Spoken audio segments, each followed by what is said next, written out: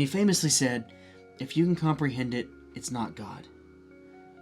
In fact, there's this remarkable story about him from around the year 415 AD. So picture this. Augustine, he's walking along the beach, taking a break from writing his masterpiece on the Trinity. He'd been working on one of his most important works for years, and would continue working on it for decades. And his eyes are just tired from studying, so he needs some fresh air. So he goes out and he's walking along the beach. As he's walking along the shore, he's watching the waves crash against the sand. And he notices out in front of him a young boy with this really just determined look on his face. The child, he was running back and forth between the ocean and a tiny hole that he dug in the sand. And he's carrying a small seashell. So Augustine, he's intrigued, and he goes up to the boy.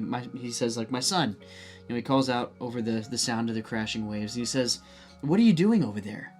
And so the boy, he held up his shell and he shouted back to him, "I'm trying to fit this great big ocean into this hole that I've dug in the sand." And so Augustine, he knelt down beside the hole that the boy had dug. And he's watching as the boy poured a few drops of water into it that he'd gathered with his shell from the ocean. And with a gentle smile, he turned the child, toward the vast expanse of the sea.